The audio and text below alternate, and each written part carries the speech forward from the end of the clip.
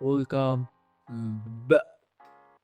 طبعا النهاردة تبقى فيديو مختلف. طبعا النهاردة هحاول نستم ماينكرافت من غير ولا تشيست بلاي ولا ارمر ولا هيلمت ولا بوت ولا بطلان ولا بوت بوت. المهم وفي وضع طبعا اللي عارفكم طبعا هو باين من العنوان مش محتاج اشرح يعني. ما تدخلتش كده الفيديو مثلا. المهم يعني فانا الحين مروق يعني لو كنت جبت حلقه كلها بس يلا بينا نغضوا عليكم. هسمي العالم نو ارمر وهنفعل وضع الهارد كور وهنعمل كرييت ناو وورد 2000 years later.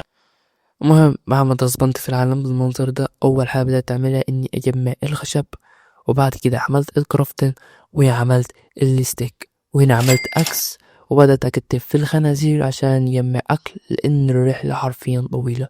بدأت أجمع في الكابلستون وعملت بي أكس ورحت أجمع الفلنت وبعدها بدأت أدور على كيف عشان ملقتش كويو في المكان اللي حوالي. لقيت أول حبة أيرون وعملت هنا الفرن وبعد كده بدأت أعمل في الشيلد بتاعنا لكن الشيلد مش تبع التحدي يعني مش تبع الأرمر. وهنا أخيرا نزلت كيف طبعا ويا ريتني ما نزلته. المهم وكان هدفي الأول والأخير إني أجمع أكبر كمية جولد عشان أعمل الجولدن أبل لأن حرفيا التحدي صعب جدا يعني. المهم طول ما أنا في الكيف حاولت أجري من الموبز حرفيا الموبز ما كانوش سايبيني في حالي فالموضوع كان صعب. طبعا جيت سكيلتون ده وضربته وبدأت رحلتي في تجميع الجولد 2000 years later. ودي الكمية اللي أنا جمعتها من الجولد. بعد كده طلعت من الكيف وبدأت أجمع في الخشب أو أكسر شجر بالكامل عشان أحصل على التفاح بالمنظر ده. وهنا بدأت أحط الفران عشان أحلل الجولد بالشكل ده وحطيت فران زيادة برضه عشان أكسب وقت. وهنا عملت أكس وهنا عملت أول 5 جولدن أبل وروضت الكلب ده مرة واتنين وتلاتة. استغفر الله العظيم.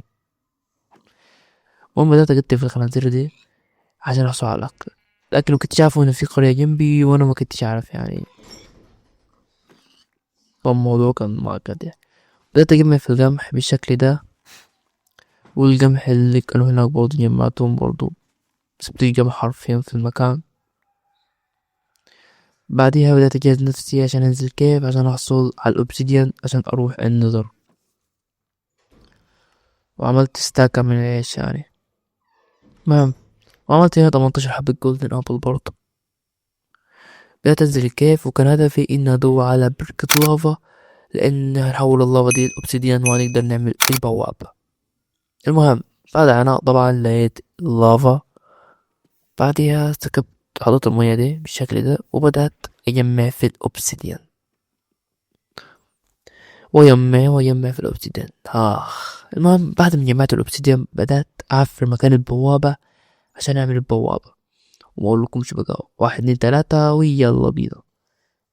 المهم طبعا انتوا مش هتصدقوا انا حرفيا اترزمنت فين في مكان النظر. والله ما تصدقوا انا حرفيا انا اترزمنت في النظر يا جدع في القلعة. في القلعة انتوا متخيلين الحظ في القلعة. معلش اننا قطعت عنك الفيديو لكن في حاجة هتقولها كده بسيطة يعني مش هتكمل سنتين. في مود انا عامله المود ده لو انت مثلا بتلعب مثلا هارد كور ولقيت نفسك مليت او من اللعبة او ملقتش حاجة تعملها فمعايا مود باجر قادر انا اللي عامله طبعا يعني هتلاقيه تحت في الوصف. المود ده يعتبر ان هو تدمج كل السيوف من سيف الخشب لحد سيف النظرات يكرافتوا مع بعض لحد ما يكون لك أقوى سيف في اللعبة اللي هو أتاكد ب150 وأتاكد سبيد 2 يعني. بس يعني واو يعني أكتر من كده مش عارف ايه الحظ ده. المهم رحت مكان البلاد وبدأت أقتل فيهم وبدأت أحصر نفسي في الأول عشان كنت خايف جدا أخسر العالم بتاعي من ناحيتين عشان ما يجيش الإسكاتون ويموتني لأن حرفيا التحدي صعب جدا. المهم أخدت شجاعتي وبدأت أروح ناحية البلايس، لكن يا ريتني ما روحت، لأن حرفيا كنت أخسر العالم بتاعي بالمنظر ده. المهم حاولت أقتل فيهم، لكن الموضوع كان صعب جدا، وفي اللحظة دي بقى أنا أدركت إني التحدي صعب جدا، لأني كذا مرة كنت هموت. وهنا كسرت مكاني البلاس بعد ما جمعت 7 بليس روت وبدأت أطلع، لكن بالعافية، حرفيا طلعت بالعافية. وأخيرا كده خلصت من حكاية البلاس. هنا في اللحظة دي بعد ما روحت أدركت إن أنا ما عنديش إندر بير، ومحتاج أرجع النذر تاني عشان أجمع إندر بير ده. فاتجهت نحو البايوم بتاع الاندر بير، يعني يخرب بالذكاء. المهم بدأت أتجه نحو البايوم، فأنا بتجه لقيت البوابة دي اللي هي أقرب لي من ناحية البايوم عشان أروح بيها البوابة دي. المهم عملت مركب بالمنظر ده زي حركة المحترفين، وأسيبكم طبعا في تجميع الاندر بير.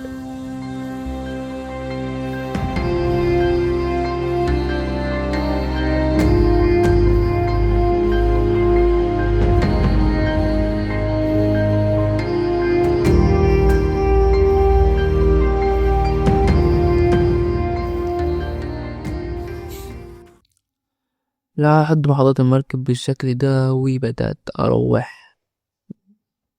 يلا، وشغلت البوابة اللي قلتلكم إني هروح بيها، ونزلتني في الكيف ده وعادي فرقش معايا، بس بدأت أطلع.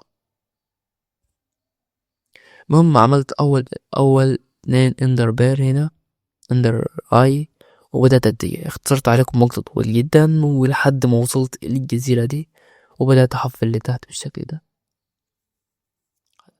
طبعا رميت العين هنا والعين هنا في العين العين.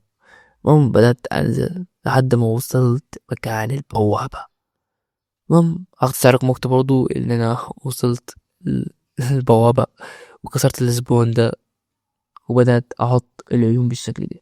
يا عم تموت يا عم بقى، ما تعرفش بيتين.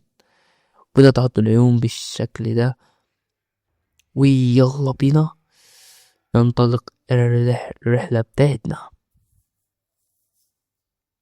يلا بسم الله. المهم طبعا بدأت أتحرك ناحية البراي بالشكل ده. طبعا بدأت أتحرك، لكن كنت خايف جدا إني أخسر في التحدي، في آخر التحدي، لكن الحمد لله يعني مش هخسر، يعني إن شاء الله مش هخسر يعني. المهم بعديها نزلت وبدأت أتجه ناحية الأبراج الأول، لكن الموضوع كان خطر جدا جدا جدا. هنا كسرت أول برج في المنظر ده، وده تاني برج اللي أنا رحت له حاليا. أدي تاني برج وأدي تالت برج وده تنزل، لكن التالت كان صعب يا جدعان. ورابع برج أهو، انزل حركة المحترفين. بدأت أحاول أدمج في التنين شوية لعسى وعلى أو ممكن يعني نعرف نخلص عليه بدري، لكن اداني ضربة يعني جايتني 100 سنة ورا يعني. ما بدأت أدمج فيه تاني، لكن الموضوع كان صعب صعب صعب صعب بجميع النواحي. بدأت أدمج فيه مرة تاني، موت بقى، موت يا أخي. وكسرت كم برج الباقيين، لأنه كان بيهيل منهم. يا الله يا الله يا الله. فعلت هنا الشركة البوكس ده عشان يعني أعرف أدمج أكتر، والحمد لله خلصت عليه يعني الحمد لله يعني. فهد حرفيا أنا حرفيا قبل ما أعمل التعديل ده كنت عامل 3 عوالم، يعني الموضوع كان صعب جدا. بس يعني تيجي تعمل لايك بكم متبخلش بقى.